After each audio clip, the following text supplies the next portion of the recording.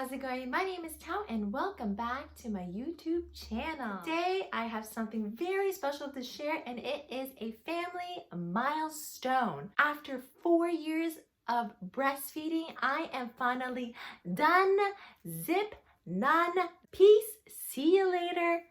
Get out of here. I'm not sharing them with anybody anymore. Based on both of my experience, I've come up with a list of tips and advice for you if you are looking to wean your toddler off of breastfeeding for good. This is weird. I will never do that again, sorry. Please, let's keep watching. No matter how many kids you have, it is gonna be very, very different.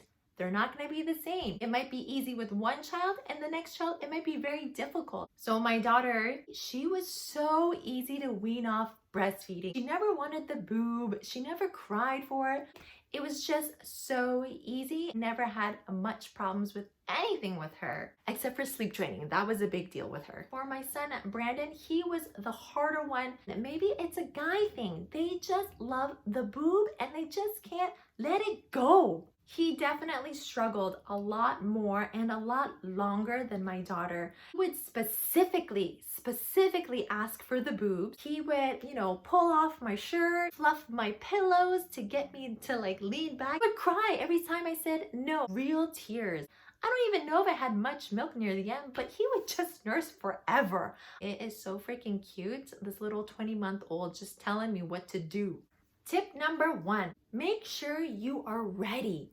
Not only physically, but also mentally as well. It's gotta be the very first thing, and that's where it starts, is with you. I think I'm done having kids, so it's very sensitive with my son, and I think that's why it took a lot longer for me to wean him off, because he's my last baby.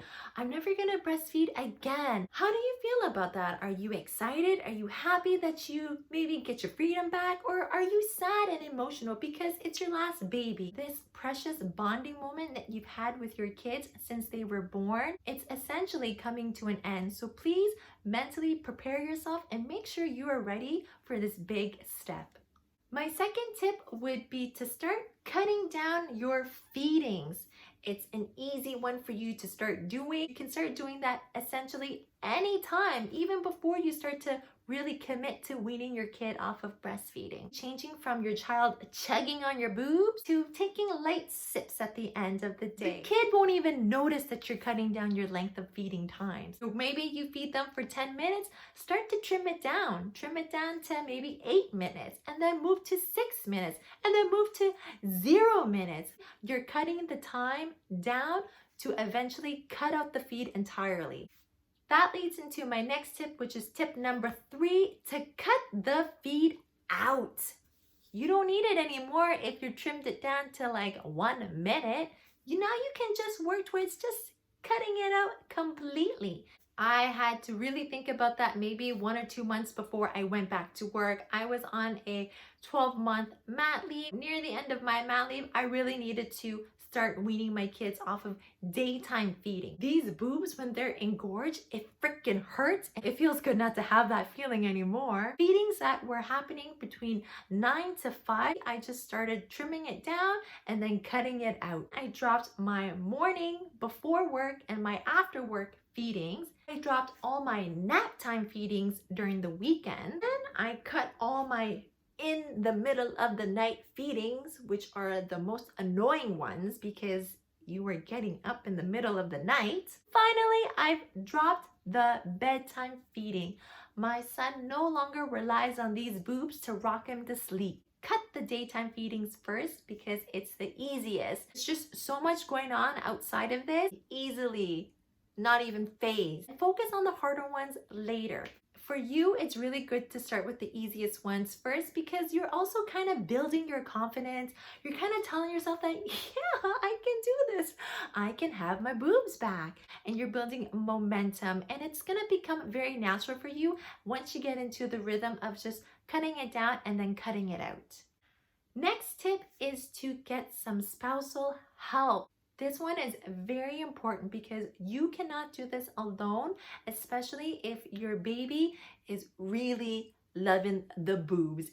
During times where they kind of expect a feeding, you're kind of switching out the people. You're removing yourself and then you're inserting your spouse. And the reason why you do this is because your kid is not gonna ask your husband for their boobs. No. My husband, he's been a great help with weaning my kids. He would put down my son for all of his naps. My son just plops on the bed and he goes to sleep. He knows he can't get any boob from him, so he doesn't even ask and he doesn't even bother. We also got him to do in the middle of the night feedings. They normally ask around the same times for your boobs, so just make sure you kind of remove yourself and then you put your spouse in there. Remember, out of sight, out of mind. Next tip is to make sure that you are home during the most important feed. Don't go on vacation. Don't sleep anywhere. Just stay at home where it's most comfortable for your kid to drop the last and final feeds. Those are the ones that are going to be the most hardest and the difficult ones for your kid to deal with. The best way to wean your child is to not shake up his whole world. You're just shaking up this little piece of world for him. And you really don't want to stress him out if you're out and about and you're dropping feeds. It's just too much of a change, too much for a child to deal with. Stay at home when you're focusing on dropping the last few important feeds. The next tip is pretty much a very important one, and it's going to be a bit of a theme in most of the tips and advice I have to share. Distraction! Like, distract your kid whenever you can. This is key to get them to stop thinking about your boobs and to think about something else. And literally, it can be anything that's going to distract your kid. It could be maybe giving them a favorite snack, favorite TV show, go out and about, whatever it is, anything, literally anything. You could even play with them, tickle them, like whatever. I would give them extra love and kisses. Now that's a good distraction. They're just getting so much love, like for no reason. They'll get so confused. Why is mama giving me so much love and praise?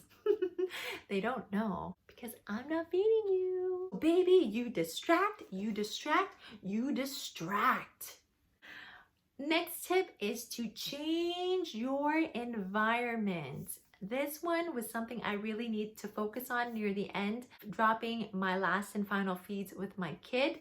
Don't stay in the rooms where they are used to being breastfed in. So for us, it's our bedroom and it's also his bedroom as well. When I was working towards dropping his bedtime feed, I wouldn't even be in his bedroom. I would actually just be in my daughter's bedroom. When it's time to go to bed, my husband's in there, my husband puts him right into bed, and then we leave. I never stepped foot in his bedroom just before bedtime.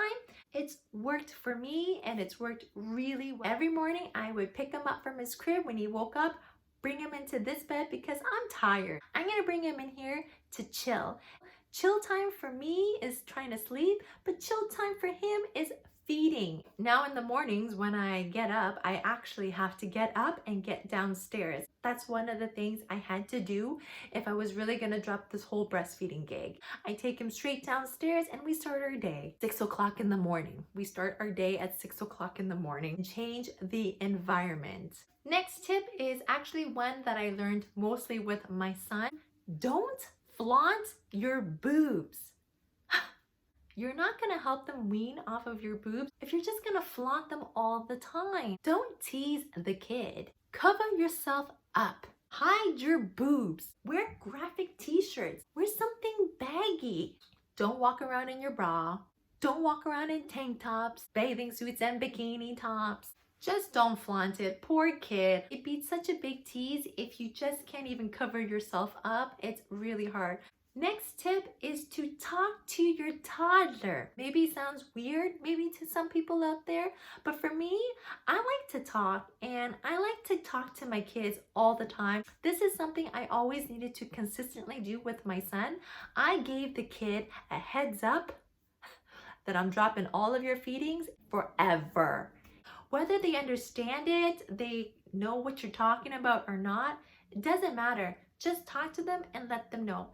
Imagine if you were breastfeeding or something that you've done for such a long time, you don't know anything else. Imagine if somebody was just kind of pulled it from underneath you and you had no idea what it's all about. That's not cool. So talk to them. I was talking to my son for weeks, so maybe he's not surprised. I really don't know. But I do think it does serve a really good purpose. Give your kids some sort of a heads up when you make any big change. My last and final tip is commitment and execution. If you're not going to be consistent and you're not going to commit to it, you're picking and choosing your days that you want to do it, it's not going to work. The whole process is going to drag out even longer. It's going to be more difficult, and you might run into maybe new challenges that you never had to deal with before. They're going to cry, they're going to ask for it. Yeah, we don't want to hear them cry. If this is what you want to do, you really got to stick with it. If you say no, you got to say no each and every single time. One day, they're not even going to ask for it anymore. And that's when you realize your determination to kind of cut it out has paid off. At the end, it becomes a battle between you and your child, and who is going to buckle? You don't want to be the one who buckles. Make sure you follow through with it each and every single time, and you stick with it. My son was so hard to wean off. He would just cry. I was just like, no, F it. And I moved on to my next tactic, which is distract with something else. And if you're also getting your spouse to help, make sure that they are on board to help you as well, because yes, consistency starts with you and commitment starts with you. If you're getting your spouse to help you, they have to be there when you need them as well, which is midnight feedings. You're gonna have to get your husband out of the bed, kick him out, and just tell him, tend to your child. He needs to commit as well, and he also needs to be consistent as well. What you're really doing is you're changing a routine. As long as you are consistent and you are committing to this, it will always work out. All right, guys, so that is my list of 10 tips and advice for you to help you wean your toddler off of your boobs and get your boobs back in your shirt, and all for yourself. Maybe your spouse can have them back. These tips have all come in handy for me with both of my kids. Please don't think that you have to use it all to make it work for you. You do what you think is best for your child and for you. Some might work for you and some might not work at all, and that's fine. But you have to figure it out along the way. There's no black and white. There's no do this, do that. There is no cookie cutter process to wean your child. Honestly, what's the worst that's gonna happen if it doesn't work out? You're just breastfeeding a little longer. Well, you are going to miss it when it is all over. Don't be shy. Please click on the red button below, give this video a thumbs up, and comment down below. Thank you so much. Good night. I love you. Bye-bye.